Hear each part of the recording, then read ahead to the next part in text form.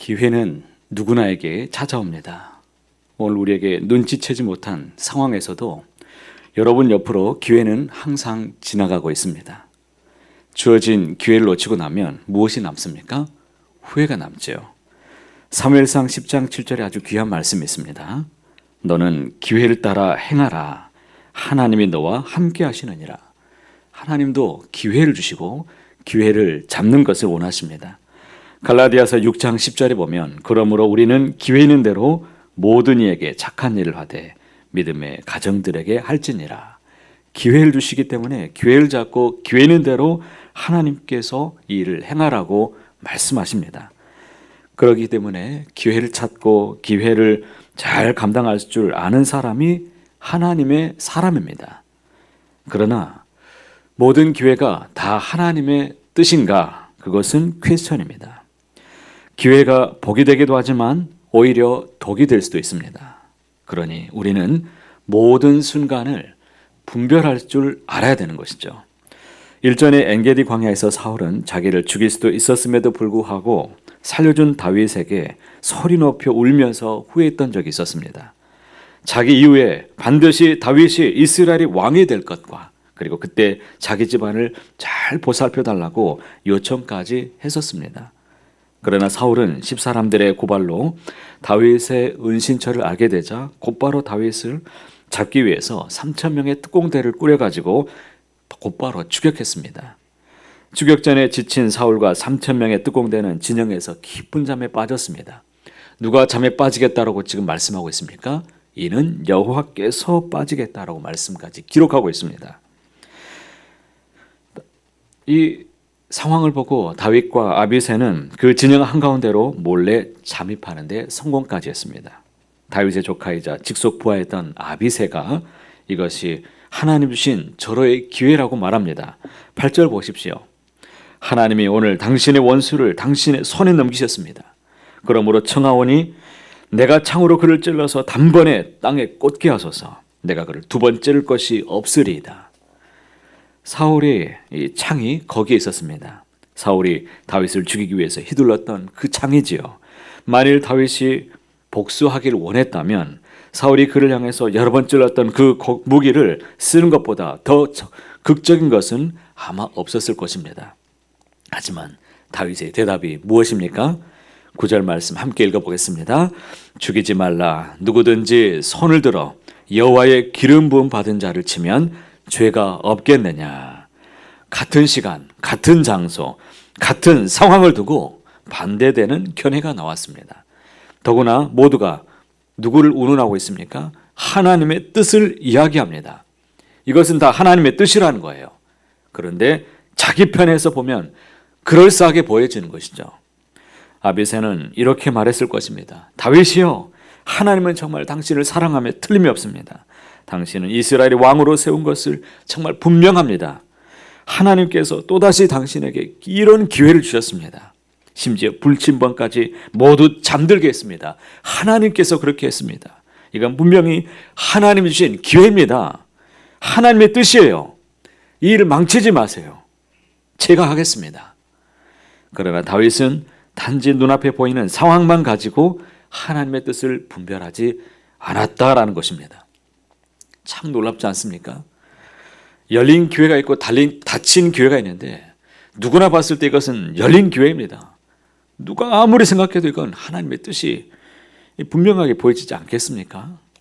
참 놀랍게도 하나님의 말씀의 기준을 그는 세우며 나아갔던 사람이었습니다. 눈에 보이는 상황이나 나타나는 현상을 신앙의 기준으로 삼아서는 안 된다는 것이 오늘의 말씀의 핵심입니다. 다윗이 엔게디 광야에서 동굴에서 사울을 살려주었을 때 그때의 고백을 한번 다시 들어보십시오. 24장 15절 말씀에 이렇게 기록되어 있습니다. 여호와께서 재판장이 되어 나와 왕 사이에 심판하사 나의 사정을 살펴 억울함을 풀어주시고 나를 왕의 손에서 건지시기를 원하나이다. 다윗은 하나님께서 직접 심판해 주시리라는 사실을 의심하지 않았고 믿고 있었습니다. 다윗은 사울을 곁에 두고 있었던 창과 그 물병만을 가지고 돌아갑니다. 창과 물병은 사울의 생명을 상징하는 것이었습니다. 다윗은 건너편 상독 꼭대기에 올라가서 사울 진영에서 외쳤습니다.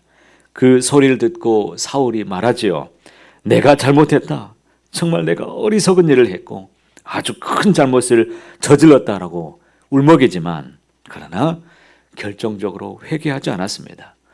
순간 마음을 돌이킬 수 있겠지만 회개는 그냥 마음 조금 돌이키는 거 이게 아닙니다. 완전히 돌아서지 않았다는 거예요. 그가 회개할 수 있는 좋은 기회였지만 자신의 죄를 진정코 하나님께로 두지 않았습니다. 도리어 사울은 계속해서 다윗과 하나님을 대항해서 싸우는 사람이 되고야 말았습니다.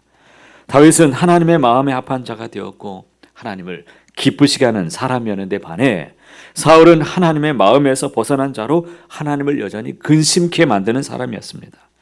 둘 사이에 이 엄청난 차이가 도대체 무엇입니까? 이유가 무엇일까요?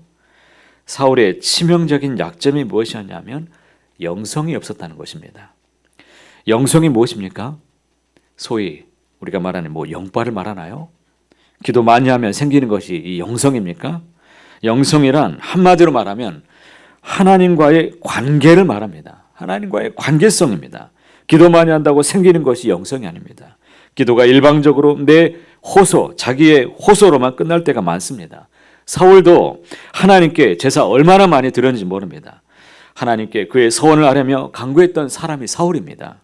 그러나 하나님이 누구이신가를 아는 바른 지식이 위해서 하나님과의 바른 관계에 늘 교제하면서 그 하나님의 음성을 듣고 말씀을 듣고 그 인도를 받는 사람이 곧 영성이 있는 사람입니다. 역대상 10장에 보면 사울이 하나님께 버림받은 이유가 두 가지가 있었죠.